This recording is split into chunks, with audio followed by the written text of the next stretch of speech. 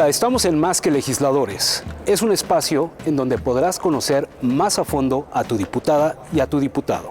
En esta ocasión estamos con la diputada Lilia Aguilar Gil. Hola diputada, buena tarde. Muchísimas gracias a ustedes por darnos esta oportunidad de platicar de más que de leyes y de las cosas que hacemos en el Congreso.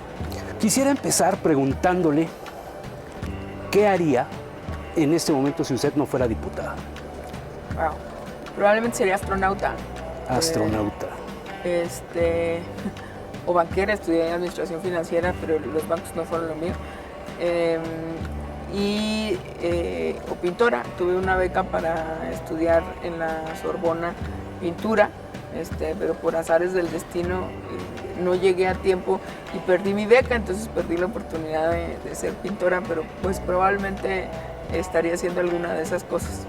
Muy bien, muy interesante. Lo del astronauta con lo de pintora no tiene mucha relación, pero es muy interesante. Porque siempre fui buena para los números, soy buena para los números, participé en olimpiadas de matemáticas y cuando era niña, como vivíamos en un lugar muy muy pobre donde no había agua corriente, en la colonia Villa, una fundación de mi señor padre, que es fundador del Partido del Trabajo también, entonces no sé por qué, alguna vez vi a Salinas en la televisión y veía como caricaturas y cosas, entonces decía, yo cuando sea grande para tener agua potable, quiero ser o presidente de la República, o astronauta, o artista. Entonces, esas son las tres cosas que siempre dije que iba a hacer. Entonces, ¿de niña ya soñaba con ser diputada o fue por azares de la vida? No creo que diputada, yo siempre, yo vengo de una familia de activistas. Mi mamá fue una activista de muchos años que estuvo en escuelas comunitarias, que fundaba el Comité de Defensa Popular, que es la génesis del Partido del Trabajo, una de las organizaciones génesis del Partido del Trabajo, junto con Tierra y Libertad, un proyecto que había en Nuevo León. Y en Chihuahua y en Durango había el Comité de Defensa Popular. Entonces de ahí había escuelas comunitarias y nosotros empezamos como activistas militantes, vamos a decirlo de esa manera. Entonces mi sueño era de alguna manera llegar a una posición en la que pudiésemos cambiar las condiciones, no solamente de accesibilidad a los derechos, sino donde se respetaran los derechos para los más necesitados, que es de donde yo vengo. Y ante todo esto, diputada, ¿tiene usted algún pasatiempo o afición? Pues cuando me queda tiempo. Antes de ser mamá, pintaba, aprendí a tocar el piano un poco los idiomas, también me gustan. Empecé a estudiar francés, yo hablo inglés fluido, pero por ahí el francés estaba como en el 30%. Y hago yoga, soy maestra de yoga y entonces también en mis tiempos libres, hoy todo mi tiempo libre está dedicado a mi hijo. ¿Algún deporte? Yoga.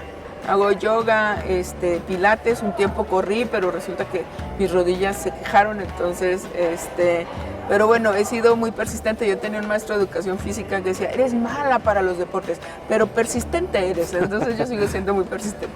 Y hablando de deportes, ¿algún equipo de su preferencia, de algún deporte? Todo lo que tenga que ver con Inglaterra. Cuando yo me fui a estudiar a Harvard, los maestros con los que yo trabajaba, fui asistente educativa en muchas clases, los 2 años, más o menos esa era mi forma de sustentarme. Yo tenía una beca del Banco Mundial que me pagaba la renta, que me pagaba los libros que tenía que comprar y me dejaba como $20 al día. Entonces pues había que tener un poco más de ingresos y me dediqué a dar clases como adjunta.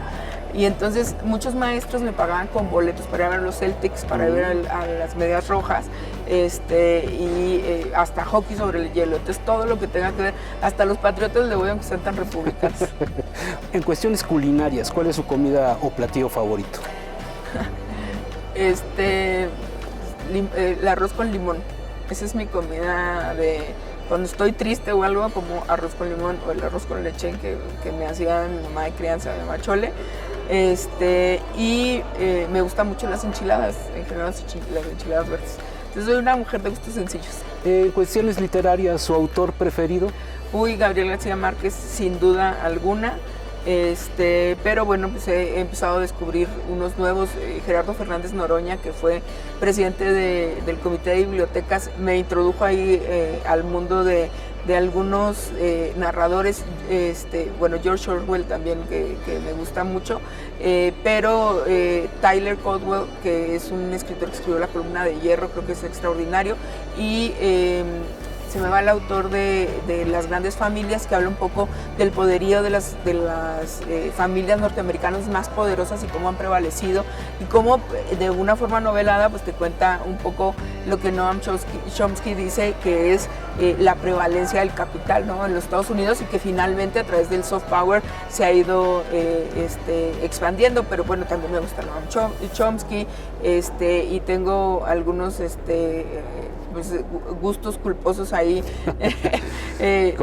literarios, pues no sé, me he leído todas estas cosas que tienen que ver con las películas de vampiros y adolescentes, pero bueno, pues hay que leer de todo un poco. Sí, claro. En cuestiones del séptimo arte, ¿película favorita o género de cine que más le guste? Yo soy me gusta mucho el cine mexicano moderno. Me parece que hicieron un gran regreso del cine mexicano moderno. Uh-huh. Yo creo que entre mis obras así que me gustan más, que tienen que ver con una fotografía extraordinaria, etcétera, está El laberinto del fauno, que es una de mis preferidas, pero Babel, por ejemplo, que también es de un mexicano, la temática, yo soy norteña, yo soy no solamente norteña, sino de Ciudad Juárez, sí. La frontera, entonces Babel nos recuerda mucho todo esto que vivimos en la frontera, y en sí todo lo que tiene que ver con mostrar el México real, que creo que los gringos piensan que todavía andamos en caballo, sí. ¿no? Y con sombrero. Y con sombrero, y sombrero. Sombrero, sí. Y luego pues hay un cine también muy fresa, mexicano, que habla como nada más de la gente que vive aquí en la ciudad y como los problemas cotidianos, pero el cine que se mete de fondo a mostrar cómo son los pueblos. Mi papá y mi familia paterna es de un pueblo que se llama Ojinaga, que Peña Nieto se volvió muy famoso porque le dijo Okinawa en alguna ocasión. Bueno, sí. Ojinaga es un pueblito que es una frontera que, bueno, creo que si tiene 5,000 habitantes, son muchos. Uh-huh. Y mi abuelita, Lilia, se llama la mamá de papá, nos contaba 10,000 historias extraordinarias, porque la gente del desierto, decía mi abuelita, pues como no tenemos otra cosa que hacer y aquí el aire te puede volver loco, entonces hay que inventar historias. Y he encontrado ahora, no me acuerdo, Cabo Verde, creo que se llama alguna película, que habla justo de la gente del desierto en Coahuila. Entonces ese tipo de películas que muestra realmente cómo es México, y cómo somos los mexicanos, a mí me encanta. Sí, la realidad actual. Y que lo veamos con un poco de humor. Por ejemplo, ahora vi esta serie del Secreto del Río, la niñera de mi bebé es tehuana, sí. ¿No? Entonces yo digo que si yo no fuera chihuahuense y medio tabasqueña, porque mi mamá era tabasqueña, sí. Sería oaxaqueña. Entonces, y además la zona de Tehuantepec es extraordinaria. Bueno, pues todo lo que sale ahí, cómo es cierto, cómo hablan, cómo el tema de los muches, cómo todo esta, vamos a decir, cultura que hay alrededor de los muches y el arreglo extraordinario que tienen las tehuanas, las tecas, bueno, pues es una realidad. Y también el machismo arraigado, a pesar de que las mujeres ahí son las que mandan. Sí, así es. Regresando o continuando con el tema de la cultura, de las artes, ¿cuál de las diferentes ramas de las bellas artes es su preferida? La música y la pintura. La música y la pintura. Yo sí, mi abuelo era un buen organista,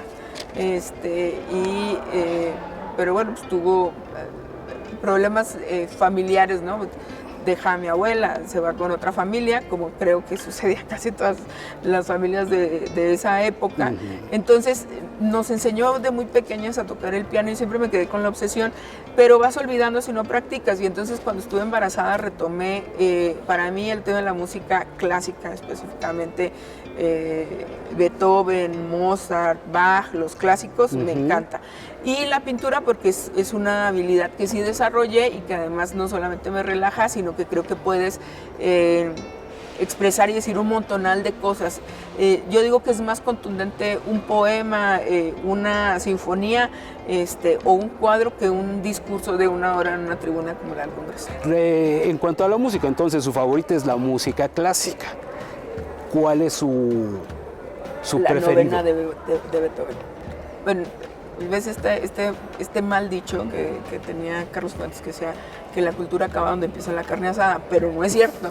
Sin embargo, pues nosotros sí crecemos con esta lógica de las norteñas que hoy se pusieron de moda en todo el país, pero Sí. cuando yo era niña pues era un tema, ¿no?, muy regionalizado en el norte. Pero cuando tuve la oportunidad de ir a Harvard, mi mamá siempre se preocupó mucho por meternos al tema de la literatura, las artes. Y bueno, un poco nos metió a escuchar los clásicos, pero cuando yo, la primera vez que tuve acceso, y yo por eso creo que la cultura estará al acceso vivencial de todos los jóvenes, aunque tengamos bajos recursos. Yo vengo de un origen muy humilde. La primera vez que tuve acceso a una sinfonía, o sea, en vivo, yo quedé enamorada de la novena de Beethoven. Es extraordinaria, puedes llorar perfectamente de escucharla, la pasión que hay, depende del director, sentir las vibraciones de la música es extraordinaria. Entonces para mí, yo puedo escucharla 10,000 veces y nunca me va a cansar. Y hoy que tengo a mi hijo, él tiene una preferida que es la K49 de Mozart, que es una canción muy alegre, muy movida, que de hecho se utiliza en algunas partes de Harry Potter, por cierto. Sí, de hecho Mozart es un poquito más relajado, vamos a llamarle así, que Beethoven. No, Beethoven pero además la novena de Beethoven es toda pasión, ¿no? Sí. ¿Algún personaje de la historia que le cause admiración? Pues es que depende de la época, ¿no? Yo soy una gran admiradora de Carlos Marx, por su legado filosófico, económico, didáctico. Fui maestra de marxismo mucho tiempo, más Marx inclusive que Lenin, que Stalin, que Marx me parece que es extraordinario. Pero Rosa de Luxemburgo, con todas sus vicisitudes, es una mujer que destacó y que, a pesar de que la llamaban reformista, pues fue una mujer muy firme en su creencia y que finalmente hoy día acabó por tener la razón sobre Lenin. El Che Guevara, en mi época más rebelde, yo era una lectora asidua del Che, que no era un gran escritor, pero tenía... Es un personaje icónico. Es un personaje icónico, pero que además te identificas perfectamente con él cuando tienes, bueno, pues estas ganas de comerte el mundo y de cambiar el mundo. Y además yo estaba permanentemente enamorada del Che, ¿no? Que me parecía muy guapo, y entonces tenía compañeros que decían, se parece a Cantinflas, y yo, se parecerá a quien tú digas. Pero a mí me gusta. Pero a mí me gusta, claramente. Entonces yo creo que depende de la época, pero Churchill, por ejemplo, me parece un tipo que era de derecha, era un tipo extraordinario. Stalin, a pesar de las circunstancias y de que, bueno, pues fue un hombre que asesinó a mucha gente, tiene ciertas características que enfrentaron el término de la Segunda Guerra Mundial de una manera interesante. Entonces, pues sí, creo que desgraciadamente mis referencias casi siempre van a ser ideológicas, porque yo crecí completamente ideologizado. Le voy a hacer una pregunta. ¿Qué disfruta más de la vida en cuestiones de llevar a cabo? A Chihuahua. O sea, haciendo algo, ¿qué es lo que más disfruta Pintar, de la vida? Estar con mi hijo. Pintar, debatir, construir. A mí me gusta mucho hacer política pública. Puedo pasar mucho tiempo tratando de... Es como armar un rompecabezas. Pero pintar y hacer yoga me apasiona muchísimo. Yo creo que es una forma de meditación en movimiento. Leer también, aunque en estas épocas tengo poco tiempo. Sí, se entiende. Y claramente estar con mi hijo, ¿no? Yo creo que ahora que tengo un hijo, empiezas a vivir cosas de la infancia que habías olvidado, ¿no? Como a hacer tonterías y a ser bobo y estas cosas, y eso es un poco liberador, porque puedes hacer boberías. Entonces yo con mi hijo me pongo a gritar en los restaurantes, o me pongo a perseguirlo, o nos tiramos en el piso, y esas cosas que no lo haces cuando eres adulto, porque ¿qué va a decir la gente? Pero cuando estás con un niño es completamente permisible. Y algo relacionado, ¿qué es lo que más valora de la vida? Pues la vida. La vida misma. Claro. ¿Algo que nunca haría? Pues creo que traicionar a mis ideales, porque eso tiene que ver con mi identidad. Yo aprendí justo dando clases en Harvard que lo que uno más aprecia es la identidad, y desgraciada o graciadamente nuestra identidad está directamente relacionada con lo que hacemos. Entonces para mí lo que yo hago básicamente es el legado de mis padres. O sea, mi papá es un luchador social, fue guerrillero, Mi mamá, luchadora social, la mataron debido a su militancia y la militancia de toda mi familia. Entonces, para mí, eso es lo que yo soy. Entonces, en el momento en que yo tenga que traicionar eso, yo creo que se me iría el alma. Y en este mismo sentido, lo que jamás dejaría de hacer. Yo creo que nunca voy a dejar de ser tan apasionada como soy y nunca voy a dejar de ser tan frontal y honesta. Cuando yo empecé a hacer política me dijeron, empecé muy jovencita, empecé como militante y yo todavía no me considero política, yo digo que soy una activista que hace política. Pero me decían que era un gran defecto que yo tenía el decir las cosas de frente. Y vamos a decir, todavía no aprendo a matizar muy bien para decir lo que pienso. Pero también encuentro que es una característica que ya no solamente es como soy, sino que tratar de ser de otra manera sería imposible, ¿no? Sí. Soy una mujer pasional, hecha para adelante, lo que me gusta, lo que no me gusta, no me gusta, y soy una mujer aguerrida y bueno, pues así soy. Y es algo que la define. Sí. ¿Algún pensamiento, frase o texto que la haya marcado en la vida o que lo haga suyo, que lo haga parte de su vida? Cada quien según sus capacidades, cada quien según sus necesidades, de Carlos Marx. Esa es una frase que mi mamá, como te digo, era maestra, y en mi casa había carencia de todo menos de libros, ¿no? Entonces, mis papás se preocuparon por libros usados, regalados, enciclopedias, y había un póster que no sé cómo había conseguido mi mamá de Cuba, que decía cada quien según sus capacidades, cada quien según sus necesidades. Y para mí fue el entendimiento más claro de lo que es la teoría del comunismo científico, como se dice de manera básica, y que tiene que ver con muchos nombres que hoy le han dado, la justicia social, pero es básicamente que las personas, más allá de lo que dicen muchos, inclusive que han satanizado, ¿no? el PAN, el PRI, han satanizado a proyectos como Cuba, como Venezuela, pero en la realidad el concepto marxista de cada quien según sus capacidades y cada quien según sus necesidades es que pueda hacer lo que quiera hacer, ¿sí? Y que el Estado te dé la posibilidad del piso parejo y de ahí puedas saltar. Yo digo, si tú quieres ser actor, artista, circense, si quieres ser médico, que tengas la posibilidad de hacerlo y no te tengas que quedar en el camino porque naciste pobre.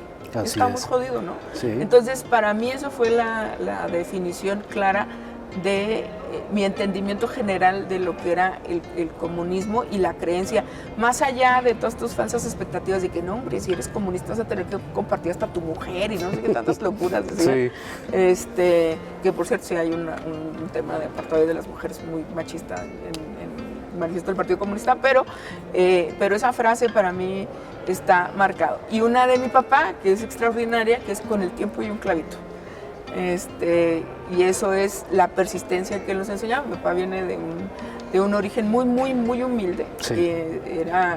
Y vivía pues, a 30 kilómetros de donde estudiaba, entonces tenía que caminar todos los días y cuando llegaba le cerraban la puerta del rancho. Era una ranchería que se llamaba Tres Casas.